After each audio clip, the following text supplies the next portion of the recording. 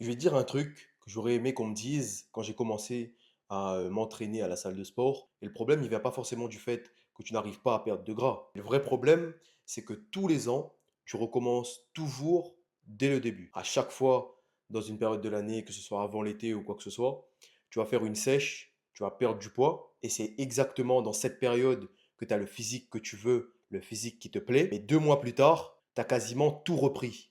Tu as repris du gras, tu te sens moins à l'aise dans ta peau et tu aimes moins ce que tu vois dans le miroir.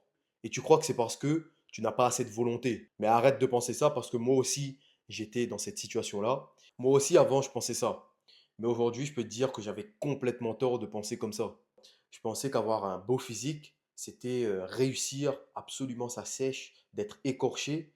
Je pensais que le plus dur, c'était de perdre du gras. Mais en réalité, la perte de gras, c'est la partie la plus facile. Le vrai niveau, c'est de ne plus jamais avoir à refaire de sèche de sa vie. Ça veut dire de rester sec toute l'année et ce, tous les ans. Le plus difficile, c'est ça. Et ça, c'est réellement plus compliqué. Surtout si on a des mauvaises habitudes, qu'on a déjà pris des mauvaises habitudes qui nous empêchent justement d'avoir ce meilleur physique et de le garder à l'année, et ben, ça va être très compliqué. Je vais te donner un exemple tout simple. Imagine que pendant un mois, tu refuses toutes les sorties, tu manges bien, tu pèses tous les aliments que tu manges, tu fais attention à ta diète, tu fais attention à bien faire ton cardio tous les jours, tu penses toute la journée à la nourriture parce que tu es en restriction. Là, tu te prives pendant un mois, mais tu sais qu'après, tu vas pouvoir te faire plaisir. Donc là, t'imagines sur le court terme. Tu penses sur le court terme et donc tu peux tenir, mais tu peux le tenir uniquement sur des courtes durées. Et du coup, dans un mois, qu'est-ce qui va se passer quand tu auras fini d'être sérieux, d'être rigoureux, etc. Tu vas regarder ton physique et tu vas te dire, ça y est, j'ai fini le game, c'est bon, j'ai atteint mon physique, j'ai atteint mon objectif, c'est parfait. Et puis, qu'est-ce que tu vas faire? Tu vas souffler. Ça veut dire que tu vas relâcher tout doucement. Tu vas commencer à reprendre tes mauvaises habitudes que tu avais juste avant de commencer ta sèche. Tu remanges comme avant, tu commences à ressortir beaucoup plus souvent, à reprendre tes mauvaises habitudes, comme par exemple commander des repas sur Uber Eats, sur Deliveroo ou quoi que ce soit.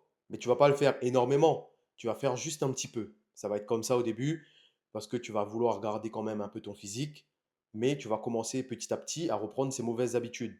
Et ça, sans te rendre compte, 2 mois plus tard, quand tu vas te regarder dans le miroir de nouveau, et tu vas te demander pourquoi est-ce que tu n'as plus tes abdos? Pourquoi est-ce que ton physique, il a changé comme ça alors que tu n'as pas réellement changé grand-chose? C'est juste que tu as pris des mauvaises petites habitudes que tu avais auparavant, mais qui sont minimes, des fois que tu ne remarques même pas. En tout cas, quand tu étais en sèche, tu y faisais attention, mais là, quand tu as atteint ton objectif, tu relâches, et donc petit à petit, tu vas commencer à re-rentrer euh, dans cette mauvaise spirale, on va dire, qui va t'entraîner justement au fur et à mesure à reprendre tes mauvaises habitudes alimentaires, tes mauvaises habitudes dans la vie au quotidien.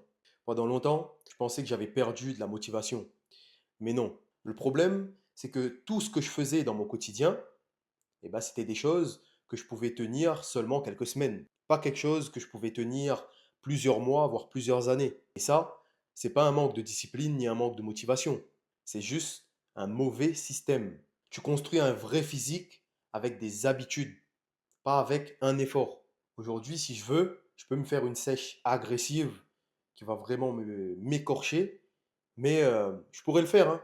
Je sais comment faire, je sais déjà comment j'ai fait pour perdre mon gras, je sais déjà comment ça fonctionne, comment mon corps il fonctionne. Mais ça, c'est quelque chose que je ne ferai plus parce que ça sert à rien, tout simplement. Je préfère perdre mon gras progressivement, même s'il faut perdre un peu moins vite, mais garder le même physique toute l'année parce que je recommence jamais de zéro.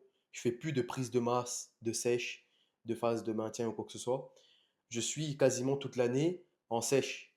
Quel que soit le moment dans l'année, mon physique, il est là, présent, sec et écorché. Il y a des phases dans l'année où je vais être un peu plus sec, comme par exemple en été. Si j'avais un seul conseil à te donner, ça serait simplement d'arrêter de vouloir perdre le plus de gras possible, le plus rapidement possible. Commence à construire une façon de vivre, des habitudes de vie, des habitudes alimentaires que tu pourras tenir encore dans 1 an, 2 ans, 3 ans, 4 ans, voire même 10 ans. Parce que le physique que tu gardes continuellement toutes les années, etc., vaut 10 fois plus que celui que tu retrouves uniquement en été.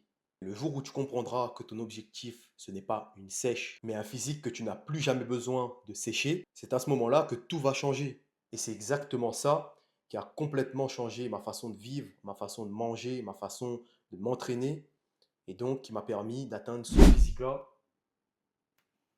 Applique les conseils que je te donne et tu verras le changement.